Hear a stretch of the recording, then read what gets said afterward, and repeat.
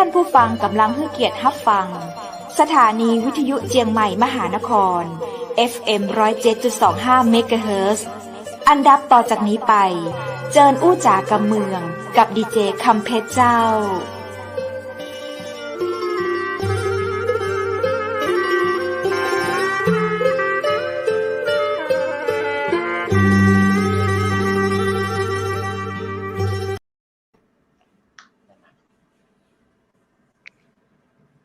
สวัสดีเจ้าสวัสดีคุณผู้ชมที่ฮักเติงหาจัดนักนะเจ้า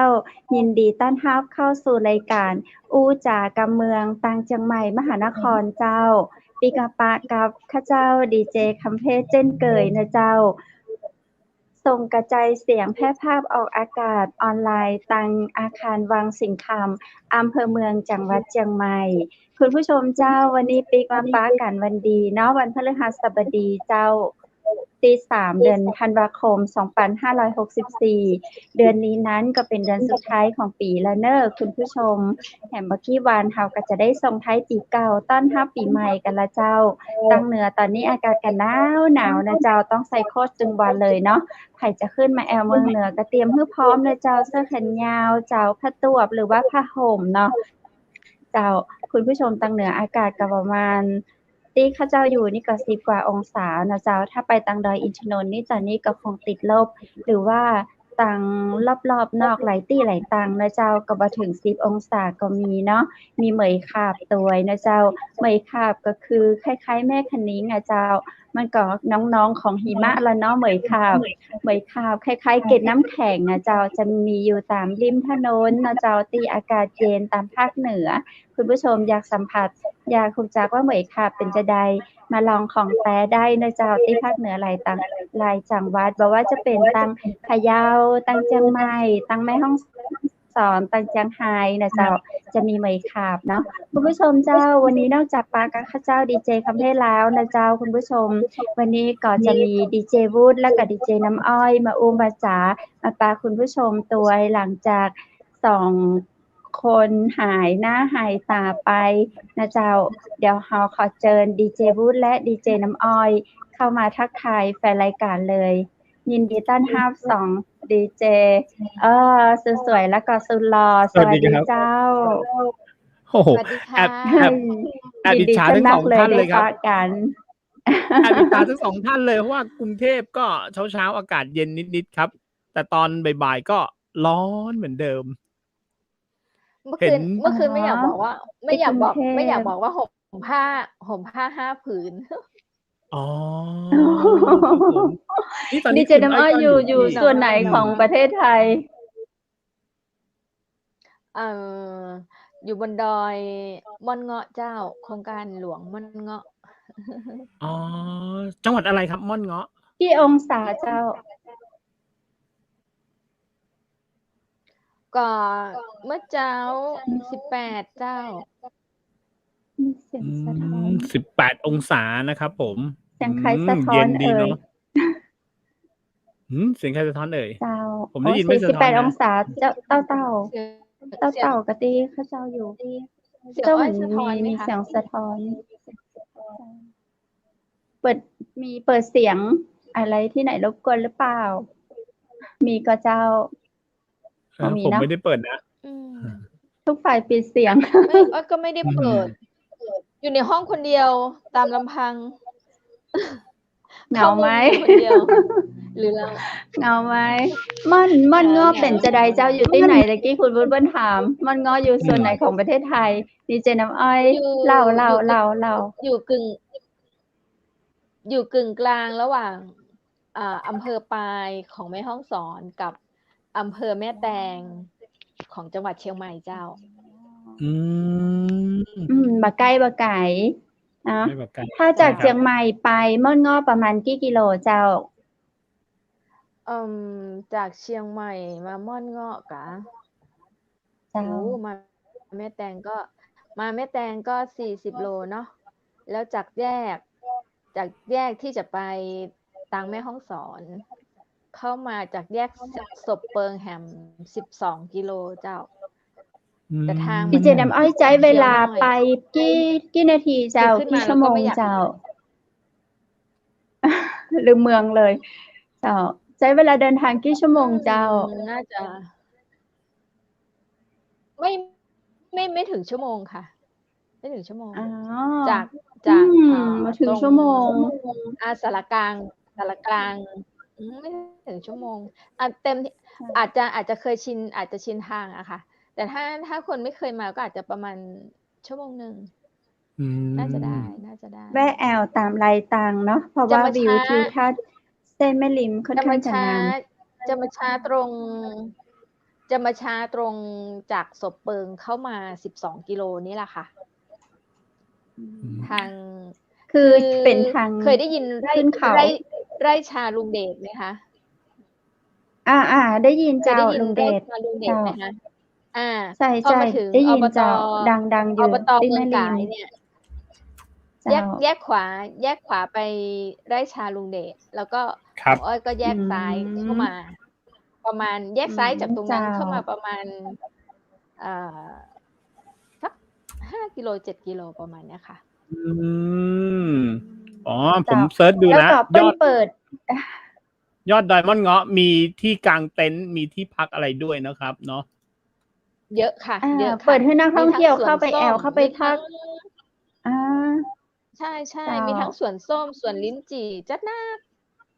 อื อ๋อ ม แล้ว หน้า ใน นี้ ส่ว ห น น้า ของ ส้ ดี ม เจ นะ น้ำ คะ อ้อยเฮาเนี่ย บัดเดี๋ยวนี้ดีเจน้ำอ้อยเฮาไปเนี่ยหยังอยู่เจ้า ที่ม่อนเงาะ ไปแอว ไปนอน ไปกีน ไปทำงาน ไปเนี่ยหยังอยู่เจ้า? มาทำความสะอาด ทำความสะอาด มาอยู่ แหม ค่ะ มาอยู่ จะใด ค่ะ เจ้า เล่า หนี ให้ฟังหน่อย เล่าให้ฟังหน่อย หนีความวุ่นวายจากในเมืองมาอยู่เลย เจ้า เจ้า ก็ เล่าให้ฟังหน่อย มาอยู่ทำความสะอาด เพราะว่าทิ้งไว้ตั้งแต่โควิด ทิ้งไว้ตั้งแต่โควิด ไม่ได้ทำ ไม่ได้อะไรมา น่าจะร่วม 3 ปีไหม? โควิด 3 ปีไหมคะ? เข้าปีที่ 4 เนาะ อืม เจ้า อุ๊ย เข้าปีที่ ก็เล 3 มั้ย งครับ ก็เลย ปีที่ 4 เลยเหรอ? เห็น ย่าง อา ปีที่ 4 แล้วค่ะ อ๋อ ก็ เหรอ? ย่างปี ก็ ที่ คิดว่า ค่ะ ใช่ 3 ปีแล้วที่เราเจอโควิด ก็คิดว่า ค่ะ ถ้าต่อไปถ้าแบบ คนไทยได้รับวัคซีนครบแล้วเนี่ย อืม ก็อาจจะ สวย อ้าว เหมือนว่า ว้า กือ ว โจ๊ะเลย ก็อาจจะ เหมือนว่า กือ โจ๊ะ ที่แม่เสลียง ที่แม่ลา อื น ม แม่ลา เอ๊ย แม่เหาะเลย ประมาณนี้ อ๋อ ก็คิดว่าถ้า อ๋อ ม่อนเงาะ เจ้า ค่ะ ของเราจะเป็นหมอกฟ้าม่อนเงาะ resort อะค่ะ อื แล้วก็ เจ้า เอ่อ อืม คิดว่าพอ ผู้คนได้ฉีดวัคซีนกันครบแล้วเนี่ย คิดว่าน่าจะอยากออกจากบ้านกันแล้ว ใช่ ก็เลย ใช่ มาลอง ก็เริ่มตัดหญ้า ตัดอะไร ปรับภูมิทัศน์อะไรหลาย ๆ อย่าง แบบ เจ้า เอ่อ ตั้งแต่เมื่อวันก่อนแล้วมั้งคะ ก็ ครับ ใช้คนงานหลายคน อยู่ ก็มัน อื คือ ม ต้นไม้มันรกมาก รกเรียกได้ว่าแบบ อืม ค่ะ ปลาคราฟหายแบบ ง่าย ๆ คือแบบว่า หลายตัวเลย ดีเจน้ำอ้อยเนี่ยไปเป็น เพราะแม่ ไม่ได้ เลี้ยง ขึ้นมา อยู่ เลย ที่ม่อนเงาะ ดีเจ อื วุฒิ ม อ๋อ เหรอครับ? ใช่ไหม? เรา อ๋อ ฟัง ไม่ ดู ๆ ๆ เนี่ย ค่ะ เราชอบ มา ว่า เป็น จะไปเป็นแม่ มา เลีเป็้ยน งอยู่ม่อน ผู้ให้ เงาะ ไปทำความสะอาดเนี่ย คือไม่ได้ทำเองแน่ ๆ มา สั่งกา อื ร ม เจ้า อัน ทำเอ อัน ง นี้ใช่ ค่ะ ใช่ต ทำ รง เอ นี้ ง อืม ทำ อันนี้ใช่ตรงนี้ไหม อันนี้คืออะไร ครับ? ดี ใช่ค่ะ ใช่ อื ทางเข้าเหรอ ใช่ คะ? ค่ะ อันนี้จะเป็น อื ของ ม ของพ่อเลี้ยงล่าเจ้า คือ อืม ตรง เจ้า นี้เปิ้ลฮ้องว่า ถ้าคนแถวนี้เปิ้ลจะฮ้องว่าบ้านสามหลัง คนแถ อืวนี้เปิ้ลจะฮ้องว่า เจ้า บ้านสามหลังของพ่อ เจ้า เลี้ยงล่า ม่อนเงาะ พ่อเลี้ยงถาว อื ร ม พ่อเลี้ยง อ่า สุทิน เนี่ยเจ้า อื อื ม เจ้า ม ดีเจน้ำอ้อย ก็คือม่อนเงาะนี้ลักษณะก็เหมือนม่อนแจ่มอีหมันก็เจ้า แล้วก็จะมีผู้คนเข้าไปทำ resort เข้าไปทำบ้านพัก แต่ผ่านโครงการหล แต่ วง ประมาณนี้ก็ แต่ ห ท หรือว่าเป็นของเอกชน ที่ เจ้า นี่ธรรมชาติยังสดอยู่มาก ๆ ไม่ อืม นั่น ไม่ สิ ได ครับ เพราะผม ไม่ เพิ่ ได้ งเคย มี ได้ยินเหมือนกัน ไม่ได้ อา ไม่ได้มี resort แบบถี่ยิบเหมือนแม่แจ่ม ไม่มี อ๋อ ค่ะ เแจล้้า วก็ เจ้า ก็พอดีไม่ได้ส่งรูปให้ดีเจวุฒิกับ ดีเจคำเพชร เห็น ดูนะคะ คร่าวๆในเฟซ เมื่อ ส 2 ว วั ย นที่ผ่านมาเนี่ยหมอกลอยมาแบบ ในเฟซใช่ไหม ใช่เอาภาพคู่ก็ได้นะ ดูอบอุ่นดี ที่อ้อยส่งไปในกลุ่มเห็นไหมคะคุณวุฒิ ครับเห็นอยู่ครับ มี คุณ ใน วุฒิ กลุ่ เอา ม ภาพ ด้วย ห เห ม ร อ อ กเอาภาพหมอกให้ดูก็ได้ค่ะ ทันไหม ในกลุ่มนะครับ อยาก ได้ ชวน ได้ ทุกคน ค่ะ มาเที่ยว นั่น แล้วก็ คือดีเจน้ำอ้อยไปถ่ายเอง ค่ะ เดี๋ยวเที่ยวม่อนง้อเสร็จ ถ่ายเอง เดี๋ยว ค่ะ ไป ด้วยกล้อ เที่ ง ยว มื ก อ รุง ถือ เทพ นี่แหละค่ะ กับคุณวุฒิ โอ้สวยมากเลยนะครับ ผมดูภาพอยู่ ผมบอกว่าแอบดูภาพอยู่คนเดียว ตอนเนี้ยอะฮะ แล้วมีอะไรทานได้บ้างคะ เราไปเที่ยวชมบรรยากาศ ได้กินบรรยากาศ แล้วมีของกินไหมดีเจน้ำอ้อย มี มีแบบนี้ไหม มีแบบ มี นี้ไหม มีร้านกาแฟ มีร้านกาแฟ มีร้านกาแฟเยอะอยู่ค่ะ แล้วก็ อือ่ม า เป็นกาแฟส แต่ ด ละที่เขาก็มี ค่ะ กาแฟสดเลย มี อื ฟาร์มกาแฟ ม ขี้ชะมดด้วยนะคะ อ๋อ อืม เจ้า กาแฟส เหมื ด อน ค่ะ ที่ ที่ แม่ นี่มี ราย กาแฟ บอก สดล้วน ๆ เพราะว่าที่นี่ปลูกกาแฟด้วย ปลูกส้มด้วย แล้วมีขนม ลิ้จี่ ผัก ด้ กร ว อย บไหม ลำไยด้วย มี อ๋อ ผัก มี ด้ ค่ะ วย มี ไหม ค่ะ มี มี ค่ะ ผักด้วยไหม มี โอ้โฮ มี นี่ นี่ หม เล อย ก มีนี่เลย ทะเล มี หม นี่ อก เลย เหมือนนึก นี่เล ถึง ย อะไร นี่ นะ เลย ภูชี้ฟ้าเลยเนาะ ภู อื ชี้ ม ฟ้าที่เชียงราย ค คื ล้าย อ ๆ กันเลย หมอก หมอกจะไหล หมอก มา จะ จา มี ก ตั้งแต่กี่โมง ถึงประมาณกี่ อะ โม ไร งคะ เมื่อวา คุ น ณอ้อย ถ้าเมื่อวานเนี้ยเกือบ 10 โมงก็ยังมีอยู่เลยมีค่ะ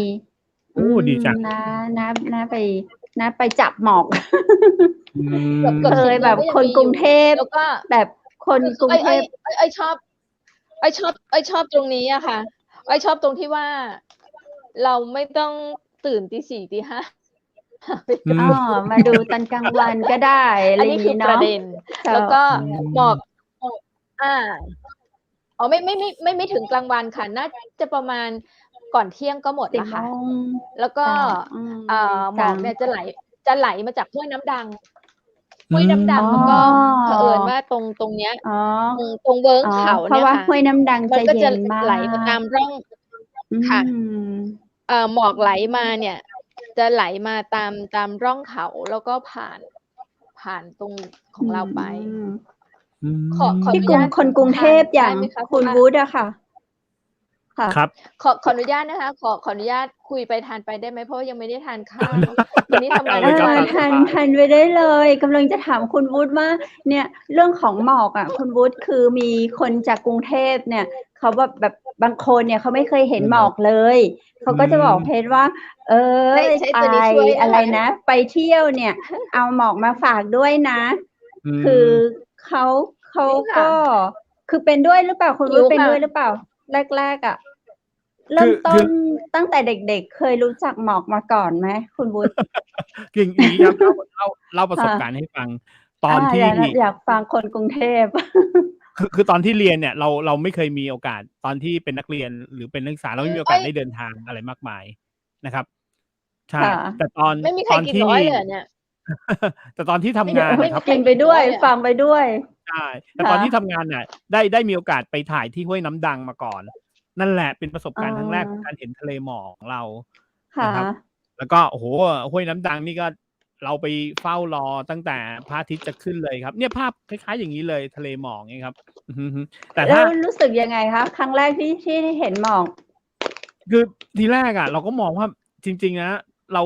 าขับรถขึ้นไปใช่ไหมครับ แล้วเราก็ร ค อจนกว่าพระอาทิตย์ขึ้นน่ะ โอเค พอเราเก็บภาพเสร็จปุ๊บ เราก็ขับรถลงมา ก็ยังมีหมอกอย่างงี้อยู่อะ คืออารมณ์มันคล้าย ๆ ทะเลเหมือนกันเนาะ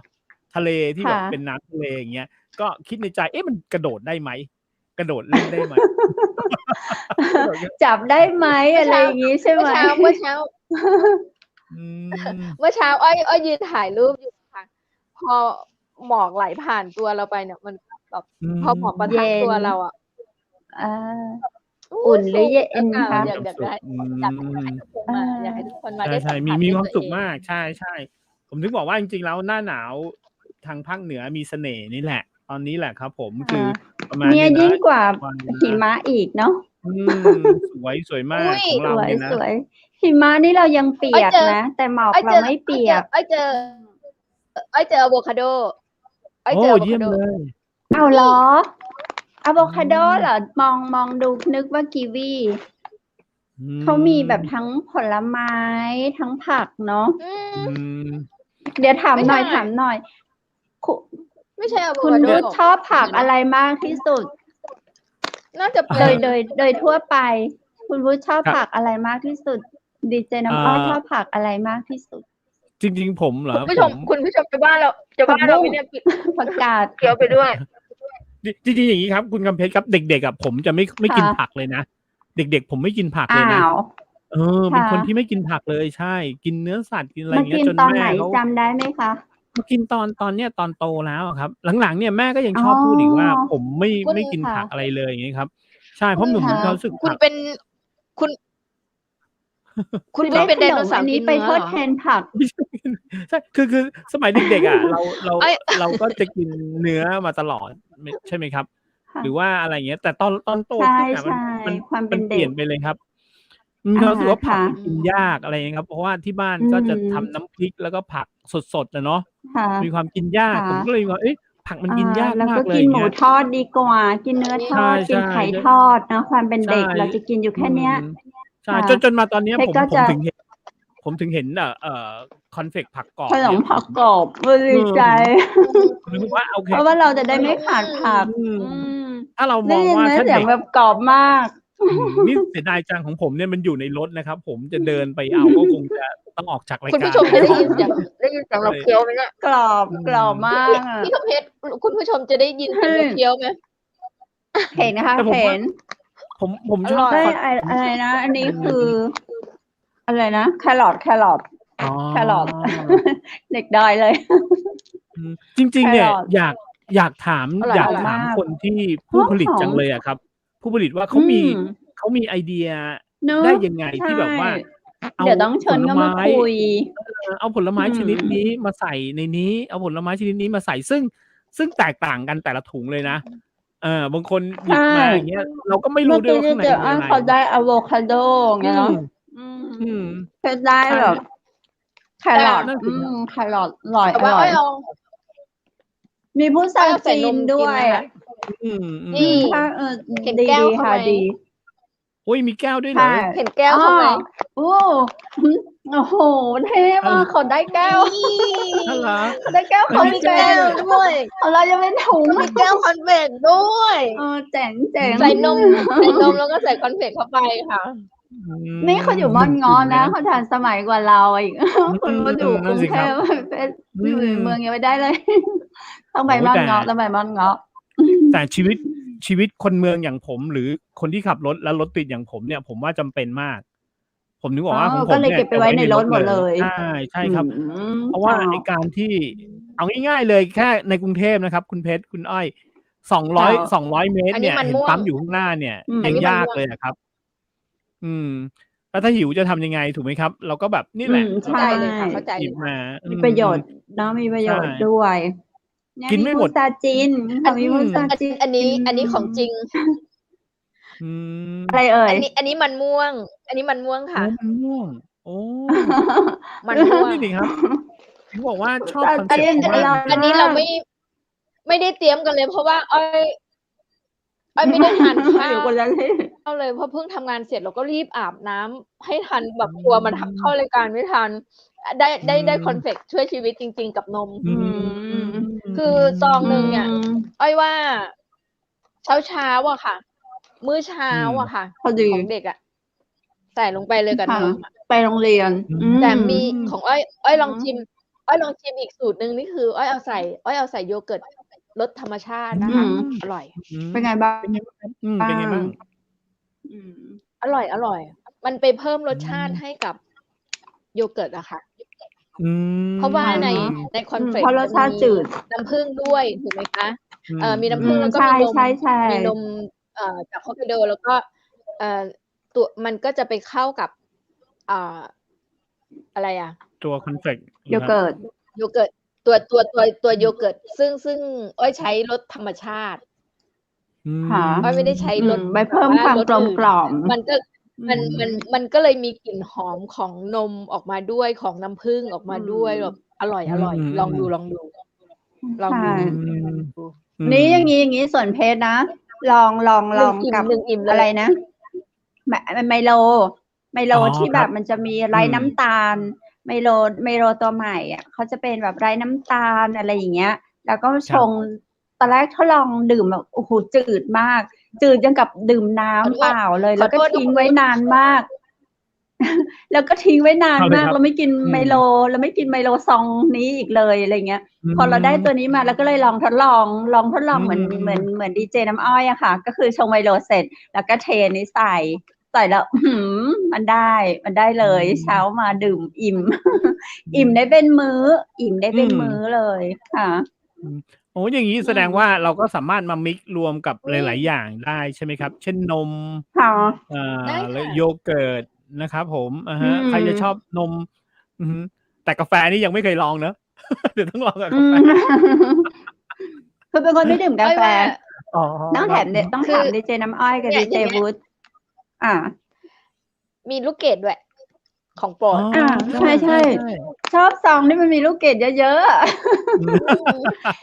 ๆ จะมีเด็กที่โรงเรียนอ่ะเขาชอบมากเลยเขาบอกไม่มีลูกเกดที่คุยกับ2 ท่านนี้นี่นะเหมือนแบบลูกสาวผมเลยนะนี่แหละ ทำไปด้วย ก็จะมาโชว์นี่ซองนี้มีอันนี้ด้วยของพ่อมีไหมอย่างเงี้ยอะไรอย่างเงี้ยครับใช่แล้วแบบว่าคือ ซึ่งดีตื่นเต้นดี คือหิวแล้วแบบทานอย่างดีเจน้ำอ้อยก็ทำให้ดีนะมีแบบอะไรมาลองท้องเราได้ทานแล้วก็อิ่มไม่ได้ด้วยเนี่ยส่วนเพชรเนี่ยทานข้าวมาแล้วอิ่มมากด้วย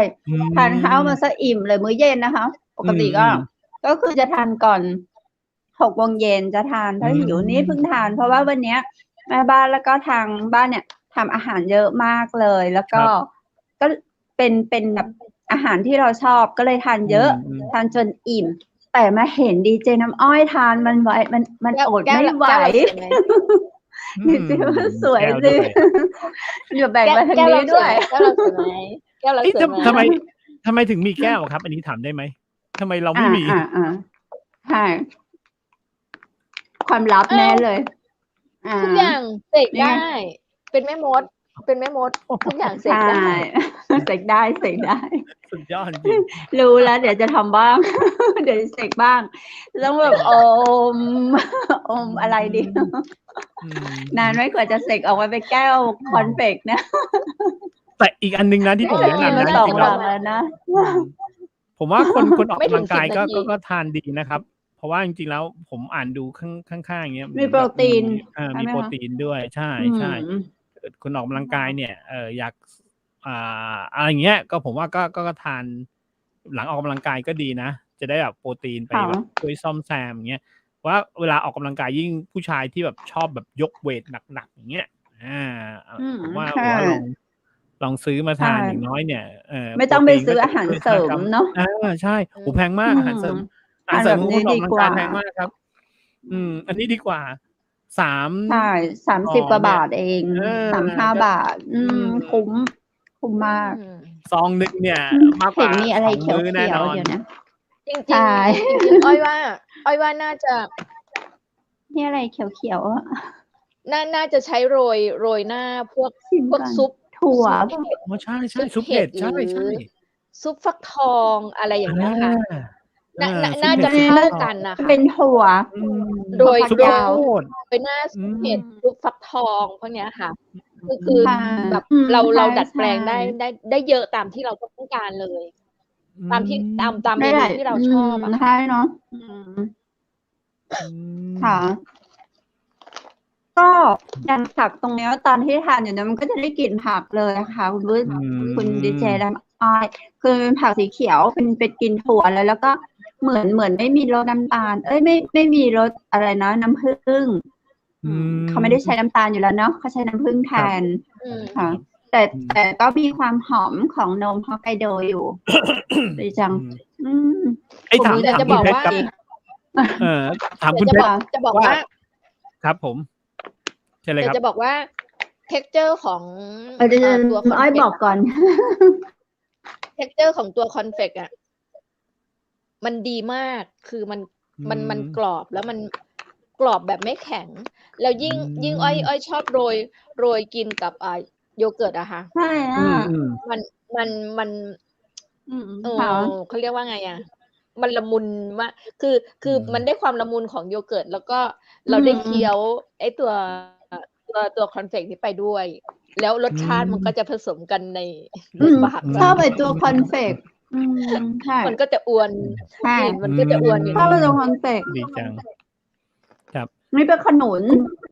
ครับ ตัว คุณ ขนุน คุณ น่า เพชรตอน ทานแต่เหมือนมันจะแข็งๆไปไหมคะ คุณเพชรตอน คุณวุ้ย เด็กๆนี่ ว่า ทานผักไหมครับ ผม อันนี้ต้องถามด้วย ข ความ นุ เป็น น จริง เหร เล อ ยทานผักไหมครับ เขามีไหมเนี่ย หัวเราะ ไม่เลยก็คือแบบว่าเหมือนคุณวูดนั่นแหละ คือโตมากับไข่น่าจะเป็นไข่ทุกวันเนี้ย กินไข่สัปดาห์ละประมาณสัปดาห์เดียวนะ ประมาณ3 แพ็คค่ะ2-3 แพ็คคือผู้ใหญ่เลี้ยงเราแต่ไข่ค่ะ กินแต่ไข่กินเป็นนะคะ ไข่แล้วก็กุนเชียงกินกุนเชียงกับไข่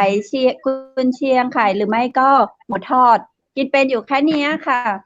มากินขนมจีนเป็นตอนม.2 เพราะว่าขนมจีนเนี่ยมันจะต้องเป็นน้ำแกงน้ำอะไรอย่างนี้ใช่ไหมคะ น้ำขนมจีนมันจะเผ็ดๆคือเราไม่กินเผ็ดด้วยเรากินเป็นแต่ไข่แล้วก็หมูแล้วก็กุนเชียงเนี่ยค่ะเขาก็จะทอดเรากินอย่างเงี้ยไปโรงเรียนกินแต่แค่เนี้ยเป็นประจำมาฝึกกินผักก็เหมือนร่างกายเราเนาะขาดผักเหมือนคุณวูดเลยก็คือโตแล้วเรามารู้ว่าผักมีประโยชน์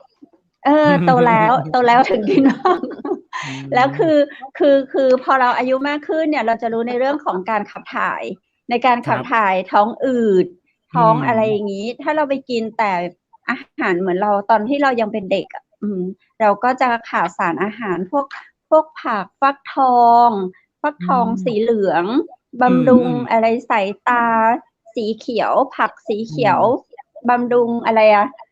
รู้ว่าสีแดงบำรุงหัวใจอะไรอย่างเงี้ยพอเราก็เริ่มมองหาแต่ทีนี้ในความที่เราเคยทานเราไม่เคยทานผักเราก็จะปรับตัวยากนิดนึงแต่พอเรามาได้เจอคอนเฟกเราบอกโอ้โหนี่ไงก็ทดแทนให้เราค่ะยิ่งโปรตีนอย่างเมื่อกี้ที่เราคุยกันเรื่องของโปรตีนนะโปรตีนจากพืชเนี่ยดีที่สุดเพราะว่าอายุเรามากขึ้นคุณวุฒิถ้าเรายังติดกินหมูกินเนื้อกินสัตว์ใหญ่อยู่มันย่อยยากใช่ครับมันย่อยยากแล้วก็มันก็จะไปท้องอืดแล้วก็กว่ามันจะเป็นโปรตีนนะมันใช้เวลานานหลายวันแต่เราได้โปรตีนจากพืชอะค่ะเป็นโปรตีนที่ดีที่สุดสำหรับคนที่อายุแบบ30 อัพ30 อัพขึ้นเลยค่ะถ้า30 อัพขึ้นเนี่ยโปรตีนของคุณแนะนำผักได้จากนม อร่อย ได้จากนมด้วย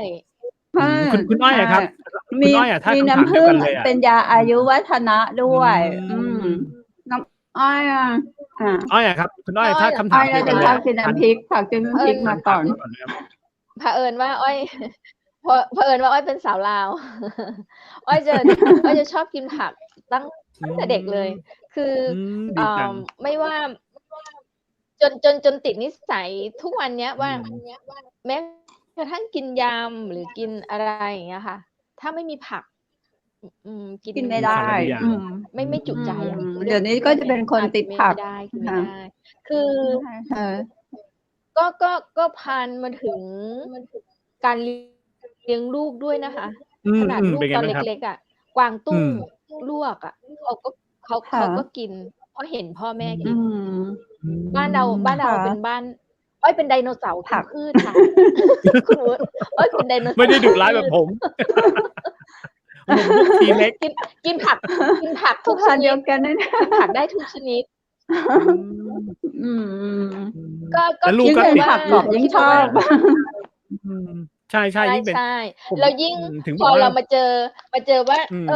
เขาทำมาเป็นสแน็คทำมาเป็นขนมคือ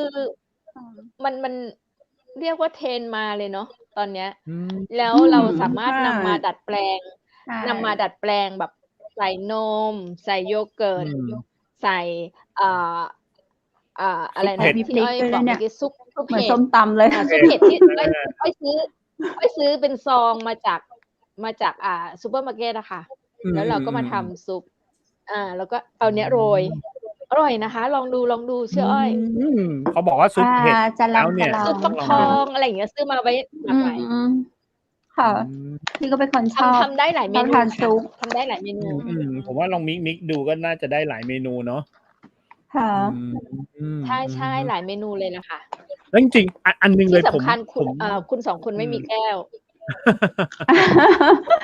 อืม มี อย่างนี้ครับผม กิน เคย นม เดิน ไป ทาง ด้ ไป วย ฮอก มี ไก น โด มด้ว ค ย รับ ตัว FM Center ผมเคยเดินทางไปที่ฮอกไกโดอ่ะ แล้วก็นมเขาเนี่ยหอม ค่ะ มาก ที่ฮอกไกโดนะครับ อืม นมหอมมา ค่ะ ก อย่างเงี้ย แล้วก็ ค่ะ ตอนนี้เห็นบอกว่าเอานมฮอกไกโดมามีส่วนผสมของนมฮอกไกโด ใช่ ด้วยเนี่ย เวลาทานไป ใช่ รู้เลยว่า เฮ้ย กลิ่นหอมอันเนี้ย นอกจากน้ำผึ้งแล้วเนี่ย มันเป็นนมฮอกไกโด อย่างงี้แบบ คือไม่รู้ดิ ค่ะ มันหอมคนละอย่างกันอะเนาะ ค่ะ รสชาติมันอีกแบบหนึ่งเหมือนกันนะ นมฮอกไกโดนี่แบบ ค่ะ คือฮอกไกโดอาจจะเป็นพื้นที่ที่หนาวแบบสุดๆเลย อย่างเงี้ย หนาวแบบ ค่ะ ลบเท่าไรอะ 10 กว่าองศาที่ผมไปเจอ อย่างเงี้ย ก็แบบ อันนั้นหนักมาก ใช่ แล้วนม ค่ะ เขาจะสด แล้วแบบเวลาเราได้กินนมตอนเช้าในโรงแรมเงี้ย มีความรู้สึก โอ้โฮ มันฟินมากครับ ค่ะ พอรู้ว่าเอามาผสมกับ แล้วเขาน แล้ว ำเข้ามาเมืองไทยได้นี่เจ๋งมากเลยเนาะ เป็นนม ครับ ที่ ยิ่งใน ที่ไม่คาวอะค่ะ ใช่ เคยกินน ๆ ม ๆ แล้ว ใช่ ได้กลิ่นคาวไหมคะ แต่อันนี้ไม่มีกลิ่นคาวเลยค่ะ ใช่ ค่ะ ไม่มีกลิ่นคาวหอม มันหอมยั่วยวน หอมยั่วยวนมาก ใช่ แหม นี่ทั้ง 2 ท่านทานไปนี่แบบว่า ไม่เกรงใจผมเลยนะ เพราะว่าผมอยู่ห่างเหลือเกิน ไม่เกรงใจ ไม่เกรงใจคุณ ไม่ ผู้ เก ช รง ม ใจเกรงใจคุณผู้ชม หิว นั่นสิครับ คือมันอร่อย ไม่ใช่ ห้ามไม่อยู่ คุณคำเพชร คุณคำเพชร ค่ะ ทานข้าวมาแล้วนะคะ แต่อ้อยยังไม่ได้ทาน อ้อยยังไม่ได้ทานแล้ว นี่ อ้อยก็เลย ทาน แบบ ข้าวมาแล้ว มันอ ยั ยู่ งแบบ ใกล้มือก็ห เอา ยิ ไม่ บ อยู่ นิดนึง ก็เห็นดีเจน้ำอ้อยใช่ เห็นดีเจน้ำอ้อยแบบไม่ไหวบอกทีมงานเอามาให้พี่ซองสิ เพลินนะ คุณค คุณคำเพชรซองหนึ่งนี่ทานได้ คื กี่ อ มื้ ช อ อบ เนี่ เพลิ ย นนะ ขนมทั่วไปแบบคะ ซองหนึ่งนี่ทานนานไหมครับ เสียงหาย อันนี้อ้อยว่า อ๋อ คุณอ้อยครับ ซองเนี้ย อืม ถ้าสำหรับอ้อยอะนั่งในรถอะ อ ไม่ ย่าบ พ อก อ นะมื้อเดียว มื้อเดียว จริง เหรอ จริง โอเค มื้อเดียว เชื่อ มื้อเดียวกินเพลินๆมื้อเดียวเลย ลูกๆจะเคืองไหมเนี่ย แย่งเขา ถ้า กิน เอา หม ใส่ ด เก่งจัง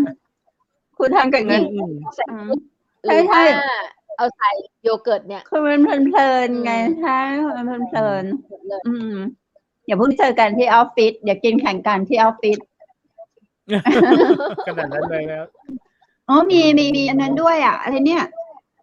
อะไรนะที่มันขมที่เขาว่ามาทำต้มแล้วยัดไส้หมูสับอ่ะ มะระนะครับ มะระ มะระ ถูกต้องมะระ ที่อ้อยกินเมื่อกี้อาจ ใช่ จะเป็น มีมะระ อาจจะเป็นมะระอาจจะเป็นมะ เหร ระ อ เพราะว่าอาจจะ อ๋อ ไม่ใช่ เนี่ย avocado มะระ เพราะมันอ้อยก็ยังงงว่ามัน พอมันแห้งแล้วมันมอง มะ ค ระ ล้ายกั มะ น ระ เนาะมันมองคล้ายกั ค่ะ น อร่อยก็คือแบบ จริงๆ เป็นสมุนไพรด้วย อัน นะ นี้ มะ เม็ด ระ มะม่วง เนี่ย หิมพานต์ ค่ะ ทาน เอาขมนิดนึง อันนี้คือเม็ด ขมนิดนึง อันนี้คือเม็ดมะม่วงหิมพานต์ อืม มี คุณ ด้วย บอก เหร สิ อ เม็ดมะม่วงหิมพาน ยังไม่ ต์ เจอเลย ให้ประโยชน์อะไร ครับ กับเราบ้าง มีอะไรครับ เม็ดมะม่วงหิมพานต์เนี่ย คุณประโยชน์เยอะมากเลย อืม ใช่โปรตีนแหละ แล้วก็ ผู้หญิงหรือว่าผู้ชายวัยทองอะไรอย่างเงี้ย ควรต้องทานถั่วเป็นเม็ดมะม่วงชื่อมะม่วงหิมพานต์แต่จริงๆเขาอยู่ในตระกูลถั่วถั่วเนี่ย คนจีนเขาจะแบบ เป็นโปรตีนที่ จะ ดี ต้องมี ที่สุด จะต้องมีกินจะต้องมีถั่ว จะต้องได้กินใน1 วันเนี่ยจะต้องได้กิน อายุก็จะยืนสุขภาพก็จะดีอะไรอย่างเงี้ยเนาะค่ะ ก็ไม่รู้ว่าในถั่วมันมีแคลเซียมหรือว่ามีอะไรที่แบบคนจีนเขาจะแบบต้องทานสุข ขภาพจะดีอะไรเงี้ยกระดูกอะไรอย่างงี้ด้วย เขาบอกว่าสวัสดีค่ะ เออ ทั้ง3ท่าน ค่ะ เลยนะคะ นั่นน่ะสิไม่เกรงใจผู้ชมเลย ไว้ขอโทษค่ะ ขอโทษนะคะ ขอโทษจริงๆ ขอโทษจริงๆหิวทำงานใช้แรงงานทั้งวัน คุณผู้ชมสนใจ เรารีบเข้า คุณ ราย ผู้ กา ช ร มก็ทักไปกับทีมงานหรือว่าทักไปที่เบอร์โทรหน้าจอเดี๋ยวเขาส่งให้เนาะหน้าจอเราก็ขึ้นเบอร์โทร แล้วก็สามารถเป็นตัวแทน 0856163199ใช่ขาย สามารถ เป็นตัวแทน เป็นตัวแทนจำหน่ายได้ ขายดี ด้ ด้ ว วย ย นะคะ ใช่ๆร้านไหนขายบอกเราเดี๋ยวเราไปรีวิวเนาะ เดี๋ยวเรารีวิวให้ว่า ใช่ ร้าน เราจะตามไป ร้านไหน รีวิว ขาย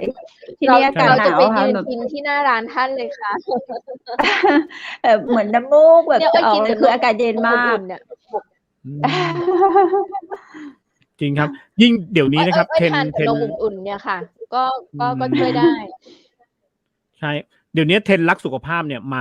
มาด้วยครับผมเดี๋ยวนี้เวลาเราจะเลือก ค่ะ ทานอะไรเข้าไปในร่างกายเนี่ยบางทีต้องดูเยอะๆหน่อยอะเนาะว่ามัน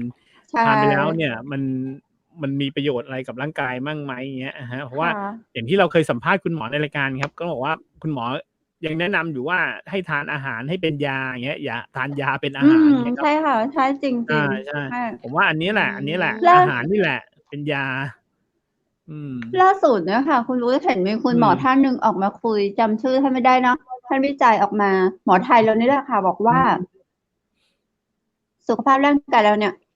ถ้าอายุเกิน25เนี่ย เมื่อก่อนเราจะบอกว่าร่างกายเราต้องการคอลลาเจนที่จะมาเพิ่มความยืดหยุ่นให้กับผิวต่างๆ อะไรอย่างเงี้ยค่ะ คุณหมอบอกว่าจริงๆแล้วคอลลาเจนเนี่ย ก็คือโปรตีนนั่นแหละ ถ้าเราทานมากเกินนะคะมันจะทำให้กลายเป็นพังผืดมันจะทำให้กลายเป็นพังผืดใครมีแผลเป็นอะไรอย่างเงี้ยค่ะ ถ้าหากว่าทานเยอะค่ะ มันก็จะกลายเป็นแผลเป็นเขาเรียกว่าอะไรอะคีลอยด์ค่ะ ก็จะกลายเป็นคีลอยด์ก็ทำให้เป็นแผลเป็นทำให้แบบ แล้วก็เป็นตุ่มสิวก็จะทำให้แบบพองใหญ่รักษาสิวหายยากขึ้นค่ะคอลลาเจนอะไรเงี้ยค่ะ ดังนั้นนะคะเป็นโปรตีนจากผักเนี้ยจะดีที่สุดเหมาะสำหรับคนเอเชียด้วยค่ะใช่ใช่ครับ ก็ต้องขอบคุณ แล้ว เนาะคนที่แนะนำผักกรอบ มัน ตรงเนี้ย ดีกับ ให้เรา ระบบ ขับถ่ายด้วย มันดีกับระบบ เพ ขับ ราะ เนี่ย เป็นผัก มันดีกับระบบขับถ่าย คัดกรอง การ คัดกร ย่ อ อง จาก ย ตับ อะไรอย่างเงี้ย ไม่ ค่ะ ต้องทำอะไร มัน เย ย่อย อะ ง่ายมันย่อยง่าย แล้วก็ ค่ะ มันมีกากใยมันมีกากใย ค่ะ มันอะไรอย่างเงี้ยอ้อยเชื่อ ใช่ อ้อยเชื่อ ใช่ มากๆเลยเพราะว่าอ้อยเป็นคนที่กินผักเยอะมาก ค่ะ แล้วอ้อยมีความรู้สึกว่า อย่างที่พี่คำเพชรบอกว่าคุณหมอบอกว่า มันมีส่วนช่วยในเรื่องของคอลลาเจนด้วยอะไรด้วยอย่างเงี้ยเพราะว่า ค่ะ เห็นจากตัวเอง อันนี้เห็นจากตัวเองคือคิดว่าไม่ไ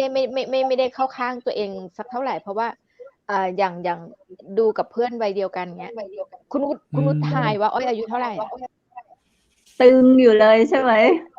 โอ้โหนี่พูด ใช่ ไม่ดีนี่ ให้ เป็นคน ทาย ไม่ดีเลยนะทาย 35 ตัวเลข ไม่ ส ใช่ วยเนี่ย เรารับได้ ใช่ เรา อายุ รับได้ แต่อายุ เรา ผู้หญิง กำลังจะบอกว่า กำลัง เรากำลังจะบอกว่าผักมันมีผลจริงๆ ผักมัน ตกลงให้ถ่ายไหมครับเนี่ย เพราะว่า ให้ เขา ถ่ายไหมครับ เก่งไงเอา36 กำลังดูอยู่ว่าลูกมีลูก2ท่าน เมื่อตอนสัมภาษณ์นี่คือเรียน มีลูก เรียน สา จบ ม ปุ๊บเอามีลูก3เมื่อตอนเรียนจบปุ๊บ ลูกแฝดไง ทำงานปึ๊บกำลังเรียนอยู่นะครับประมาณดูจากหน้าตาสีผิวแล้วเนี่ย30ไม่เกิน32อ่ะ เอาจริง เพชรไทย คุณวุฒิเอาจ เพ ริ ชรไทย เอาจริงไม่ต้องเกรง 35แต่ว่า ใจ เพิ่มให้อีก1 ปีเพราะว่าเขา ยืน เก่ ห ง น้าให้ดูใกล้ๆ เขาคุยเก่งเนี่ยแสดงว่าอายุ36 อ่ะขอทาย3 ทีนะ32มากกว่าหรือน้อยกว่าอ่ะ ถ้าไม่มีลูกเราก็จะบอกว่า29หรอก น้อยไป อย่างนั้นคือมี 32น้อยไป ลูกแฝด น้อยไป อ่ะอย่างคุณเพชรบอกไม่เกิน น้อยไป 36อ่ะ 36อ่ะ36 น้อยไปก็น้อยไปอีก 36 น้อยเยอะเลย น้อยเยอะเลยเหรอ น้อยเยอะเหรอ ไม่เกิน39คำตอบสุดท้ายเลยไม่เกินคำตอบสุดท้ายไม่เกิน39 ให้เท่า อ้อยอายุ อ้ำ 51ค่ะคุณ ให้ วุฒิ เท่าอ้ำพัชรภา ฮะ เท่าไหร่นะครับ อ้อยอายุ51 เท่า ค่ะ คุณวุฒิเลยนะ โอ้จริง คุณ เหรอวุฒิอายุ51 คือเท่าคุณวุฒิเลยนะ แต่หน้าเรานี่คนละปีพศเลยนะ พี่เพชรปีหนึ่ง เหรอ เป็นพี่เพชรปีหนึ่ง เกิดปี1เกิด13เหรอครับ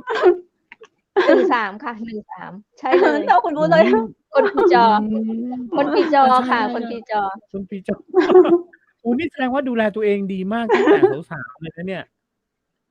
คือแบบ ไม่ อันนี้ ไม่มีโรค ได้ เรี เรี ย ย น ก พี ว่า ชแบบ29หน้าเขาแบบเต็มหมดเลย ไม่ได้เรียกว่าดูแลตัวเองแต่ว่ามันเผอิญอาหารการกินเราดันไปถูกกับหลักโภชนาการโดยที่เราเองก็ไม่รู้อย่างเงี้ยค่ะแต่มันกลับกลายเป็นผลดีกับเราก็เวลาเมื่อก่อนตอนทำงานบริษัทอยู่เวลาที่ไปเจอกันในลิฟต์ไปอะไรอย่างเงี้ยน้องๆก็ชอบมากอดแล้วก็มาจับตัวแบบผิวพี่อ้อยทำไมนุ่มจังเลยชอบมากอดว่าตัวนุ่มก็คือทานผักผลไม้จากภายใน เหมือนจะมูก็เลยทำให้ผิวพรรณ ไม่ครับสุขภาพดีออกภายนอกใช่ค่ะแล้วอันนี้ยืนยันเลยว่ามันจริงเพราะอาหารด้วย ประสบการณ์ของตัวเองคุณอ้อยคิดว่าอะไรครับอาหารด้วยแล้วก็พวกอากาศคุยไปด้วยทานไปด้วยเหมือนนั่งอยู่ในทีวีนั่งอยู่ในโรงหนังเลยใช่ครับเดี๋ยวนี้ในโรงหนังเขาไม่ให้ทานอาหารนะผู้ชมจะว่าเดี๋ยวนี้ในโรงหนังเขาไม่ให้ทานอาหาร จริงเหรอไม่ได้เข้าโรงหนังมาอ๋อเหรอเรียกว่าเขายังมีป๊อปคอร์นให้เราอยู่นี่มีป๊อปคอร์นแล้วก็แถมเป๊ปซี่เหรอคะไม่ได้ตอนนี้เขาห้ามเลยในกรุงเทพนะเมื่อปีที่เหรอคุณคำเพชรไปดูครั้งล่าสุดเมื่อปีไหนไม่เขามีบ้านผีปอบประมาณบ้านผีปอบ6-7 เดือนที่ผ่านมาไม่คุณวุฒิให้ไปดูที่ฟิวเจอร์รัชโยธินมาจริงๆไม่ไปดูอีเลียมซิงเบลล่ากับพี่เบียเบลล่ากับพี่เบียประมาณนี้ก่อนโควิดก่อนที่เขาจะปิดเรื่องโควิดค่ะไปดูอยู่อีเลียมซิงเหรอครับของผมล่าสุดก็คือบุญชู4ครับยังเรียนไม่จบเลยบุญชู4ครับคุณสันติสุขจินตลาเรียนอยู่เลยตอนนั้นที่แหม่มจินตลายังผมบ๊อบน่ารักอยู่เลยครับแล้วหลังจากนั้นก็รอหนังเข้าเรายังเรียนกันอยู่เลยนะพอหลังจากบุญชู4ก็รอเข้าบิ๊กซีนีมาอย่างเดียวเลยครับเดี๋ยวคุณวุฒิ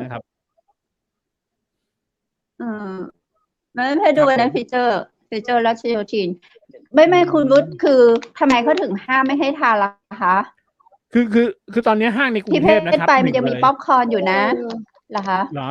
แต่ในกรุงเทพแต่บอกเลยว่าแพงมากคือป๊อปคอร์นแบบว่าป๊อปคอร์นแค่นี้250อย่างเงี้ยแพงมากเราน่าจะเสนอให้สู้ป๊อปคอร์นไม่ได้เอางี้ไปสู้ป๊อปใช่ไปวางหน้าโรงหนังเลยวางหน้าโรงหนังไม่ถ้าโรงหนังเขาห้ามแล้วก็แบบใส่กระเป๋าสะพายเข้าไปแล้วกันห้ามอยู่แล้วค่ะโรงหนังเขาผูกขาดป๊อปคอร์นแต่อ้อยมีความรู้สึกว่าใช่แพงเค็มแล้วก็แบบแพงด้วยเราไม่ได้บูลลี่250ในความรู้สึกส่วนตัวว่าแพงกระปุกนึงเนี่ยเรากินแล้วแบบไม่เคยกินหมดอะค่ะไม่เคยกินหมดเพราะมันมีรสชาติเดียวไงแต่อันเนี้ยมีทั้งคอนเฟกมีรสนมมีน้ำผึ้งมีผักหลากชนิดอันนี้เพลินกว่าเยอะค่ะแต่จริงนะครับผมเวลาผมดูหนังถ้าโรงหนังเขาผูกขาดกับป๊อปคอร์นเราก็เป็นประจำบ้านก็แล้วกันนั่งดูรายการเราเนี่ยก็ติดบ้านไว้ก็ทานไปด้วยหรือไม่ก็ติดรถไว้อย่างคุณวุฒิไงดีเจน้ำอ้อยก็ติดไปรีสอร์ทกลางป่าดอยไหนก็ติดไปด้วยเห็นไหมก็เนาะน้ำหนักไม่หนักด้วยนะก็แบบจริงๆวันนั้นเนี่ยอ้อยไปนั่งใช่เดี๋ยวก็ถ่ายออกไปนั่งถ่ายคล่องไปนั่งกินกับกาแฟยังถ่ายรูปไว้เลย ลืมส่ง นี่ ให้ ไง ดูลืมส่งให้ดู ค่ะ ต้องกินกับกาแฟ เป็น ใช่ ไง ไหม คะ ต้องกินกับกาแฟ ค่ะ แต่ นะ จะไม่ได้เอาลงไปในกาแฟนะคะ กิน ไม่ กับ ได้ อืม ไม่ได้ ไม่ เอาลง ไม่ กาแฟ กิ เป็นไงบ้าง ไม่ คะ ได้เอาลง คือจิบกาแฟไปแล้วก็คอนเฟกต์ อื ผักกรอบ ม ไปด้วยเนาะ ใช่ เดี๋ยวพรุ่งนี้จะลอง ใช่ ดู เดี๋ยวพรุ่งนี้จะลองดูครับ ค่ะ ใส่ถ้วย ต้ เล็ก ๆ อะไรอย่าง อง เงี้ย กา ค แฟ รับ ดำนะคะ ต้องกาแฟ ใช่ ดำ แต่ กาแฟด วันก่อนที่เรา ำอ้อย มี ลอง อะไร อ้อยลอง นะ มาหลายอย่าง ที่ เลย ที่เขามาคุย ที่เขามาคุยออกรายการเราอะ ที่เขาเรียกว่าอะไรอะ ที่มีคนมารีวิวใช่ไหมคุณวุฒิ ที่มีคนคุย ครับ ที่เรา ที่ดีเจน้ำอ้อยกับดีเจวุฒิรีวิว แล้วก็มีคนที่เขาคุย ตรงนั้นน่ะ ที่เพชรถามเขาคือเขาไปกลับไปหาอีกแล้ว อันนั้นคือทานเป็นกับแก้ม อืม อืม อันนี้กับแก้ม แอลกอฮอล์อะไรอย่างเงี้ยค่ะ เหรอ ใช่เขาทานไปกับแก้มได้ ไม่ ด้ว ได้ ย แหม ค่ะ จะ อุ๊ย ทำให้ จะ แบบ กล้วย จะกล้วย อ๋อเหรอ โอ้ ดีจัง ได้ทุกอย่างเลย อืม กล้วยอะไรอะ อืม น้ำว้าเปล่า หา นี่ ก่อน แสดงว่าวันนี้นี่หลายขนาด อื เลย ม นะ หมายถึงว่า คุณวุฒิไม่อิจ ทั้ ฉาง เรา กล้วย 2 คน ทั้ง เหมือนกล้วย คุณวุฒิ ไข่ ไม่อิจฉาเรา 2 คนบ้าง เป็น เหร กล้ อ? วยไข่ ฉาเลยครับ เล็กนิดเดียวเป็นกล้วยไข่ได้เลย คุณวุฒิไม่อิจฉาเรา 2 คนเหรอ อ คะ? ร่อย อร่อย เรา 2 คน อิจฉา คุยไปด้วย ทานไปด้วย นั่นเลยครับ พร้อมกับหิวด้ว มั ย น แห เป็น ละ กล้วยที่อร่อยมากอะ อืม ตอนแรกนึกถึงแบบกล้วยฉาบแต่ไม่ใช่เลย คนละแบบ คนละอย่าง มีเนื้อ มีอะไร มัน นะ ไกลจาก ใช่ มันนุ่มอะ มันนุ่ม มันกรอบ มันกรอบนอกนุ่มใน อื แตกต่างกับ ม แตกต่างจากกล้วยฉาบแบบไม่ใช่เลยเนาะ เนี่ย ตอนแรกคิดว่าน่าจะใช่ อะไรอย่างเงี้ย อันนี้ ผู้ผลิตเขา เจ้าของเขาไม่ห่วงพุทราจีนเลยนะคะ บอกเลยว่า นั่นสิครับ พุทราจีนนี่จริง ๆ อะ แพงนะ แพงนะ แพงมาก แต่เขาไม่ห่วงเลย ใช่ ในถุงหนึ่งเนี่ย ใช่ ไม่ต่ำ มี ก เย ว่า อะด้วย 3-4 เม็ดอะ ใช่ ใช่ อืม ค่ะ โอ้โฮ อร่อย ดี อร่อยทุกอย่างเลย ดีจัง แล้วอีกอันหนึ่งเลยครับ ดีจัง เวลา ไม่ได้ทาน เวลา เพลินมากเลยตอน เว นี้ ลาขับรถ เยอะเย้ยคุณ ขับรถ วุ ไป ฒิ ต่าง ส จังหวัด อย่างเงี้ย ผมว่ามีติดไว้ก็ดีนะ แบบขับรถชิล ค่ะ ๆ เพลิน ๆ อย่างเงี้ย ผมเนี่ยเป็นคนเวลาขับรถต่างจังหวัดไกล ๆ เนี่ย ชอบมีอะไรข้าง ๆ ตลอดเลย ถ้าง่วงนอนก็จะหยิบมากิน อย่างเงี้ย อันนี้เหมือนกัน วันนั้นขับรถ ใช่ ไกล ค่ะ ๆ เหมือนกัน เป็น ก็จะเปิดไว้เลย ค่ะ ง่วงนอนก็หยิบมากิน อะฮะ ก็ดีนะ ผมว่ามันก็ทำให้แบบว่า นอกจากพอถึงเวลาจะกินข้าวอิ่มเสียแล้ว อย่างเงี้ย อิ่มคอนเฟกต์ผักกรอบแล้ว เขาแวะกินข้าวกัน อ้าว เราไม่กินแล้ว ก็คือแบบ เราหายง่วง อะไรอย่างเงี้ยเนาะ ใช่ เราขับรถไปแล้วแบบเพลินๆ หายง่วง หาย อะไร ง่ อ วง ย่าง แล้วก็ เงี้ย อิ่มไปด้วยเลย อย่างเงี้ยครับ ใช่ อย่างวันนั้นที่ดีเจน้ำอ้อยกับดีเจวุฒิ จริง ๆ อยา รี ก วิวใช่เปล่า อยาก แล้วเพชรก็ขับรถอยู่ เพชรก็โชว์แบบเนี่ยทานอยู่ อะไรอย่างเงี้ อ๋ ย อ ทา ค่ะ นอยู่ด้วยนะครับ คือมันหายง่วง ใช่ มันหายง่วง ไม่ เวลา แต่ เรา ว่า ง่วงแล้วก็ อยาก มันทาน อยาก ง่าย อยากรู้วิธีการทำคอน อื เฟ ม กต์ของ ใช่ เจ้านี้เหมือน ใช่ กันนะคะ เดี๋ยว เพ เรา ราะว่า ต้องเชิญ เราอะ ค่ะ กินคอนเฟกต์แบบมาเย เนา อะ ะ กินคอนเฟกต์มาเยอะ แต่อันเนี้ยมันเป็นคอนเฟกต์ที่แบบว่า ถึงแม้ไม่มีผัก ก็อร่อย ก็อร่อยนะ ค่ะ จริง ๆ นะ แต่เราต้องเชิญ เป็น เธ อะไร อแล้วล่ะ แต่ว่าพี่เขายังไม่ว่าง คง ลองดู ส่ง ครับ ส่งคอนเฟกต์เยอะอยู่ ติดคอนเฟก ใช่ ต์ ครั ส่ บ งคอนเฟกต์หรือว่าอยู่ต่างประเทศไม่แน่ใจค่ะ เดี๋ยวพี่เขาว่าง เดี๋ยวพี่เขามาคุยให้เราฟัง เรื่องของคอนเซปต์เนาะ คิดขึ้นมาได้ยังไง ใช่ครับ เราอะรอมาทำไมไม่ทำแบบนี้มาตั้งแต่เราเด็ มี ก เทค ๆ นิค เนาะ มีเทคนิคในการ ได้กิน ทำแน่ๆเลย มาตั้งแต่เด็กๆนะ แล้วก็อยาก รุ่น จะถาม เรา ด้วย อะ คำหนึ่ง คุณวุฒิลอง ตอ ไป นนั้น ซื้อคอน คือ เฟกต์ของหลาย ๆ เจ้า หลาย ๆ เจ้าลองทาน ค่ะ ดูก็ได้ อันเนี้ย มันอ้อยว่ามัน อันนี้จะหอม มันให้ความกรอบ หอม ให้ความ มันหอม ละมุน มันอร่อย หอมละมุน แล้วก็ไม่แพง ใช่ครับ ไม่แพง เรื่องของเรื่องคือไม่ ค่ะ แพงด้วย เมื่อก่อนเราซื้อคอนเฟกต์คือจะ100ขึ้นเนาะ แพงมาก มันเหมือนแบบว่าของฝรั่งอะไรอย่างเงี้ย ใช่ เราไป อันนี้3 ยิ่งเราไปเห็นในห้างแบบโอ้โฮราคา100 200แล้วลดราคาทีอะไรนะ299ต้อง ครับ แค่เนี้ยนะ299 เชื่อ 300 ไหม แต่ก็ ว่า อยากกินของแปลกๆมั่งอะไร อ้อย เงี้ย เลี้ยงลูก ซื้อแบบห่อเหี่ยว เล็กๆ3 คนน่ะ นี่35 บาทอะยังคุ้มค่ะ ตอนลูกเล็กๆ3 คนน่ะ ต้องกินกับนมตอนเช้าอ่ะแบบ ซื้อทีนี่คือแบบ ค่ะ ซื้อทีจนเลยอ่ะ ใช่ แล้วแบบ ดีจัง คอนเฟกที่แบบที่เราซื้อมาให้ลูกเราทานตอนเด็กคือมันเป็นยังไงอ่ะจืดๆมันไม่ได้มี จะไม่ ก ได้มี ลิ่น รส น หอ ม ม มันไม่ได้มี หวาน รสชาติแบบ น้ำผึ้งอะไรอย่างนี้ ห ค่ะ วานหอมแบบนี้ไม่มีแน่นอน ที่ชอบเนี่ย น้ำผึ้ง อืม ใช่น้ำผึ้งเนี่ยมันเป็นยาอายุวัฒนะด้วยไง เขาเรียกว่าเป็นสารตั้งต้นของการดูแลสุขภาพ ไม่ว่าจะเป็นการ ใช่ อะไรนะทำสมุนไพรหรือว่าเครื่องสำอางต่างๆเขาก็จะมีส่วนผสมของน้ำผึ้งอะไรเงี้ยเนาะ ครับ อย่างเราเป็นดี ส เจ มุน อย่าง ไพร เงี้ อย ย่างดี สำคัญเลย น้ำผึ้งมะนาว อืม น้ำอุ่น เช้าๆเนี้ย มีส่วนผสมให้ครบเลย ทานไปผิวก็ดีด้วย ชอบ ใช่ อันนี้สำคัญมาก น้ำผึ้งอะสำคัญมากครับ ค่ะ แต่ต้องเป็นน้ำผึ้งแท้เนาะ น้ำผึ้งเนี่ยต้องดูดีๆนะครับ ใครมาขายเนี่ย บางทีไม่ใช่น้ำผึ้ง ใช่ แท้ ๆ ต้องดู ไป ดี เจอน้ำผึ้งปลอมมีแต่น้ำตาล เป็นน้ำตาล ๆ ใช่ ปี๊บ ค เล รับ ย ต้องระวัง เพราะฉะนั้นเนี่ย ค่ะ เราต้องดูของที่ บางคนบอกน้ำผึ้งป่าจริงหรือเปล่า อย่างเงี้ย หรือน้ำผึ้งที่ ใช ไหน่ ก็ไม่รู้ อย่างเงี้ ค่ะ ย ป่าหิม เนาะ พานต์ ใช่ แต่คอนเฟกต์ผักกรอบเนี่ย น้ำผึ้งป่า ผ จาก ส ก ม รุง น้ำ เท ผึ้ง พ แท้ จากกรุงเทพ อืม นั่น ใช่ คือ ค แบ รับ บ แต่ ข คอน อง เฟกต์ผักกรอบเนี่ย แน่นอน ค่ะ ผสมผักแท้ 100% ด้วย น้ำผึ้งแท้ๆ ด้วย นมฮอกไกโดด้วย เขามี ครั อบ อย นี่แหละ อ้ ค อ รับ ยเชื่อว่าค่ะ เขาคงไม่หยุดแค่เนี้ยค่ะ เขาคงคิด ค่ะ พัฒนา ดั ต่ ด อ แปลงสูตรไปอีกเรื่อยๆ แน่เลย พัฒนาต่อแน่ ๆ บอกต้องเรียกมา ใครม ต้ อ อง งเห็น มา บ้างคะ ว่าอย เขาเลขที่เท่าไร? ไม่ได้ใส่แว่นค่ะ 142 จบกันเลย 53 ไม่ได้ 600 ใส่แว่น 57 ขออภัยจริงค่ะ ค่ะ เลขที่อย นะคะ เป็นอย ก็คืออาหารและยาเนาะ ก็คือได้รับการรับรองจากอาหารและยาค่ะ ใช่ คุณ ใช่ ผู้ช ครั ม บ มั่นใจได้เลยนะคะ เลขที่อย อันนี้ผ่าน 142 00 453 600 57 นี่ ได้รับเครื่องหมายฮาลาลด้วยนะ แล้วอันนี้ก็ผ่า พี่ น น้องอิสลาม ฮาลาล ทาน แล้ว ได้ ฮาลา ค่ ล ะ ผ่านแล้ว ใช่ ใช่ ๆ พี่น้องอิสลามทาน ใช ได้ ่ จริ พี่ ง น้องอิสลามทานได้ค่ะ ค่ะ สั่งซื้อ ครับ ได้ ผม เนาะกับ หอมสดชื่น คุณผู้ชม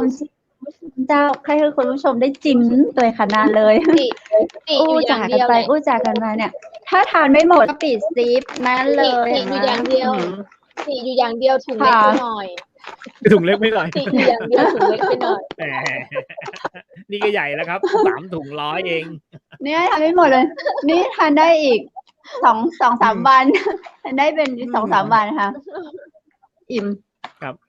ของอ้อยหมด โอ้ แล้ว นี่ อิ่มเลย ดู 2 1 ท่าน ชั่วโม ทาน ง ไปทานมา ทานได้ 1 แบ ชั่ บ วโมงเนี่ย เหลื ดู อ 2 เยอะ ท่าน เล ทาย นไป เนี่ย ทาน ลู มาก เนี่ย เกดเหลือเยอะ เหลือเยอะเลย เดี๋ยวเรา พี่ จบ คำ ราย เพช การ ร เราต้องไป ทา ทาน น พี่คำเพชรใจร้ายมาก ดี เล เจ ย น้ำ อะ อ้อย คุ ไม่ ณ ได้ เดี๋ยวเก็บไว้ทานต่อ เดี๋ยวพรุ่งนี้ พี่คำเพชรให้มาแค่ 3 ถุงเอง เข้า อะ ออฟฟิศกัน อ้าว 3 ถุงเองเหรอ? ใช่ ใจร้ายมา อ้อ ก เหรอ? ให้น้อยจัง นี่ก็ ให้ บ่น เรามา ให้ 3 น้อย ถุ จัง ง เดี๋ยว ให้น้อง ให้ เดี๋ยว น้อง แจ้ง มา 3 ถุ เดี๋ยว ง แจ้งสปอนเซอร์ ครับ เดี๋ยวแจ้งสปอนเซอร์ ครับ เดี๋ยว ผ แจ้ง ม สปอนเซอร์ให้ ได้ โอ้ คุยไปคุยมานี่ 1 ชั่วโมงนะ ดู 2 ท่านทานไปเนี่ยครับผม ก็ เดี๋ยว เดี๋ยว เดี๋ยว ไม่แน่ มีน้อย เรา มีน้อยทานน้อย เดี๋ยวมีเยอะ เราอาจ ทาน จะแบบ เยอะ ว่า ค่ะ อย่างเงี้ย ถ้าคนมาเที่ยว มา อะไรเอ่ย? พัก อะไรอย่างเงี้ย เขาคุยกัน นั่งคุยกัน จับกลุ่มคุยกัน ล้วงทานไปเพลิน ๆ แป๊บเดียวหมด ใช่ครับ อย่า สั่ ง งซื้อที เรา ต้องซื้อเป็นลังเนาะ ต้องซื้อเป็นลัง ใช่ ๆ ครับ ถึงจะทานได้ ใช่ อย่างเราไม่ ค่ะ เราไม่ดื่มด้วย อย่างเงี้ย เราก็เป็นปาร์ตี เดี๋ยว กาแฟ ดี ๆ ห ไว้ รือ ก่ น อน มไป ไม่ใช่ คุย ใช่ อืม ทานด้วยกันไปก่อน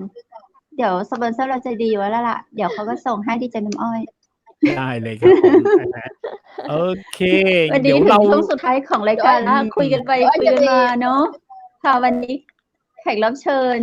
เดี๋ยวอ้อยจะได้ ก็ แบบ เดี๋ยวรอ ถ้า วัน มีเย จั อะอะ นทร์ นี่ นี่พี่คำเพชรให้มา3 ถุงเนี่ยอ้อยลองได้ตั้งหลายเมนูอ่ะดีครับเดี๋ยวถ้าได้มาเยอะ อาจจะมีเมนูให้ดูเนาะอาจจะมีเมนูนำเสนอ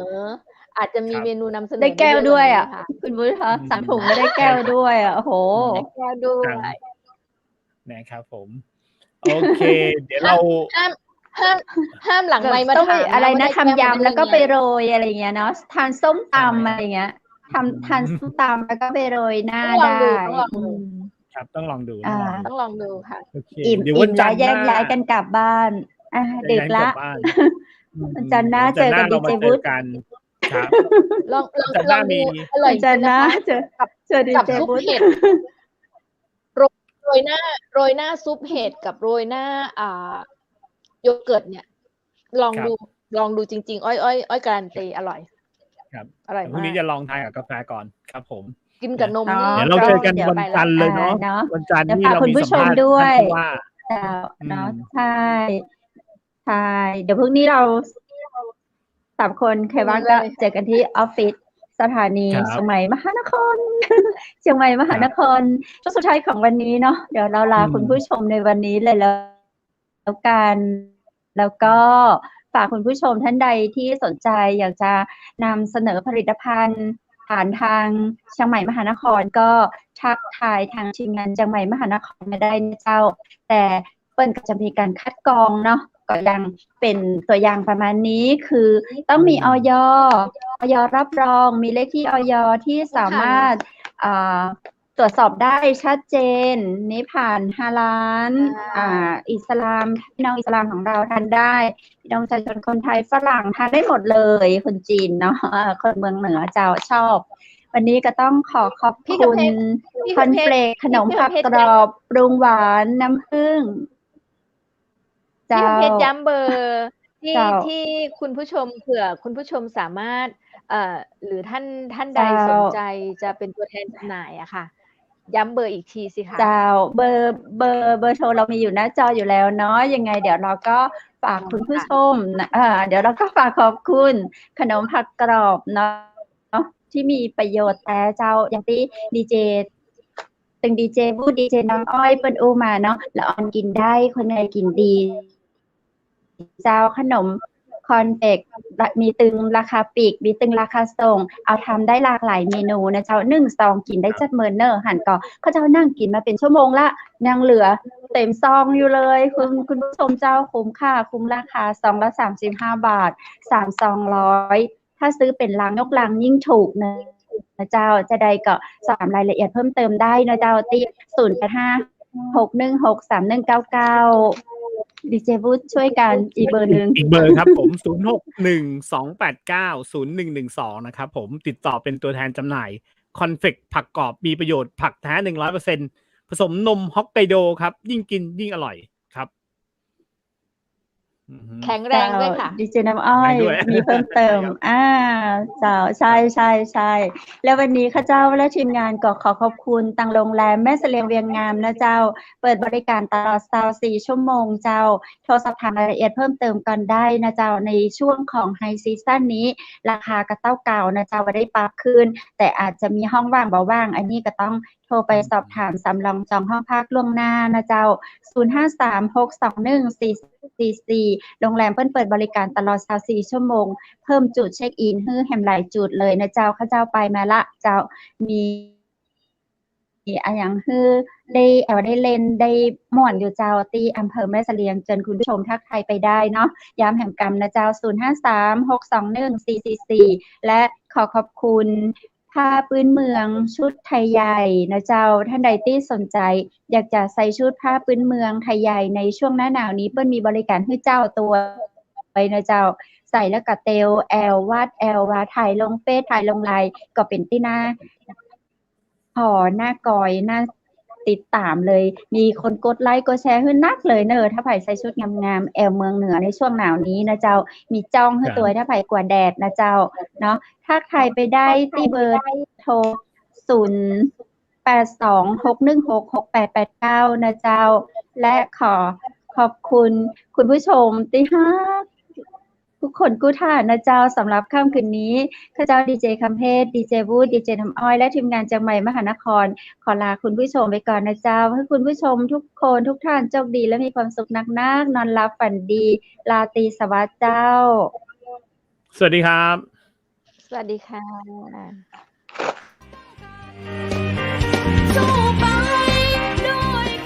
สถานีวิทยุเจียงใหม่มหานคร 107.25 เมกะเฮิรตซ์ขอแสดงความห่วงใยและเป็นกำลังใจให้ทุกท่านในช่วงการระบาดของโรคโควิด -19 ในครั้งนี้เพื่อลดความเสี่ยงควรสวมหน้ากากอนามัยทุกครั้งล้างมือเป็นประจำขอให้อยู่ที่บ้านให้นักที่สุดด้วยความปรารถนาดีจากหมู่เฮาเจ้าเจียงใหม่มหานครสนับสนุนโดยกาแฟโกแมคคอฟฟี่และโรงแรมแม่เสรียงเวียงงามโทร 053-621-444 และ 081-595-2883